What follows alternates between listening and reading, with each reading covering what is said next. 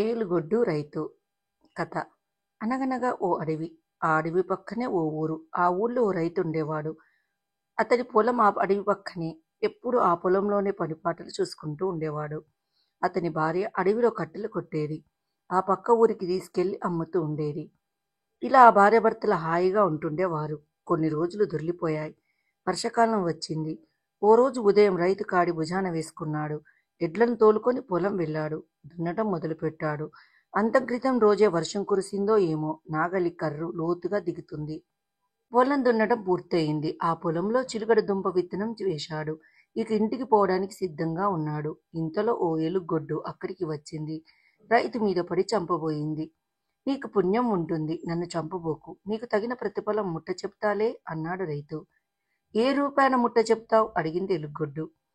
ఈ పొలంలో చిలుకడ దుంప వేశాను. భూమి పైభాగాన ఎదిగిన పైరంతా నువ్వు తీసుకో, లోపలి భాగం నేను తీసుకుంటాను అన్నాడు రైతు. అయితే సరి, మరి మాట తప్పవు కదా అంది ఎలుగొడ్డు. మాటన్న తర్వాత మాటే, దీనికి మరి తిరుగులేదు అన్నాడు రైతు. నువ్వు మోసం చేయడానికి గనుక ప్రయత్నిస్తే నీ ఎముకల్ని సున్నంలోకి కూడా లేకుండా చితక్ కొడతాను అని వెళ్ళిపోయింది ఎలుగొడ్డు. చిలకడ దుంప బాగా ఊరింది. అదను పదను చూసి రైతు దుంపల్ని తవ్వాడు. అడవిలో నుంచి ఎలుగొడ్డు కూడా వచ్చింది. నా భాగం నాకిచ్చేయి అడిగింది ఎలుగొడ్డు. అలాగే, నువ్వు పై వాటిని నేను అడుగు వాటిని పంచుకుందాంరా అన్నాడు రైతు. ఎలుగొడ్డు ఆకులు కాడలు పోగు చేసుకుంది. రైతు దుంపలన్నీ సంచుల్లోకి ఎత్తాడు. బండి మీద నెట్టాడు. వెళ్ళడానికి సిద్ధమయ్యాడు. ఎలుగొడ్డు కాడను నమిలింది. ఒట్టి చెత్త, ఏముంది అందులో అంది. దానికి అనుమానం వేసింది. రైతు దగ్గర వచ్చింది. ఓ దుంప అడిగి తీసుకుంది. తిని చూసింది. నువ్వు నన్ను మోసం చేశావు. నా కాడల కంటే నీ దుంపలు రుచిగా ఉన్నాయి. నిన్ను చంపినా పాపం లేదు అని అతని తల మీదికి వెళ్ళింది ఎలుగొడ్డు. మళ్ళీ వచ్చే పంటకు నువ్వు అడుగు భాగం తీసుకో. నేను మోసం చేశానంటున్నావు కాబట్టి చెప్తున్నా, సరేనా అన్నాడు రైతు. అందుకు ఒప్పుకుంది ఎలుగొడ్డు. ఆ మరుసటి సంవత్సరం ఆ పొలంలో జొన్న వేశాడు రైతు. పంట కోతకు వచ్చింది. కొయ్యడానికి పొలం వెళ్ళాడు రైతు. ఎలుగొడ్డు అప్పటికే పొలం దగ్గర నించొని రైతు కోసం ఎదురుచూస్తుంది. ఈసారి అడుగు భాగం నీది, పై భాగం నాది అన్నాడు రైతు.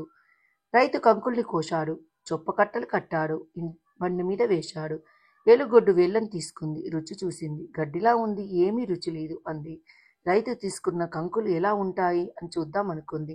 అప్పటికే రైతు బండి కట్టుకుని వెళ్ళిపోయాడు. ఎలుగొడ్డు ఆ వేళ్లను మళ్ళీ ఒకసారి నమిలి చూసింది. ఉత్తి చెత్తలా ఉంది. వాటిని విసిరివేసింది. అడవిలోకి వెళ్ళిపోయింది. ఇక మళ్ళీ ఎప్పుడు ఆ ప్రాంతాలకు రాలేదు ఎలుగొడ్డు. రైతు ఏ చీకు చింత లేకుండా వ్యవసాయం చేసుకున్నారు. దీన్ని బట్టి మనకు తెలిసేది ఏమిటి? ఏవైనా ఆపదలు వచ్చినప్పుడు ఉపాయంగా ఆలోచించి ఆపదల నుండి బయటపడాలి. ఈ వీడియో మీకు నచ్చినట్టయితే లైక్ చేయండి, కామెంట్ చేయండి, సబ్స్క్రైబ్ చేయండి. నోటిఫికేషన్ల కోసం పక్కనే ఉన్న బెల్ ఐకాన్ క్లిక్ చేయండి. Thank you.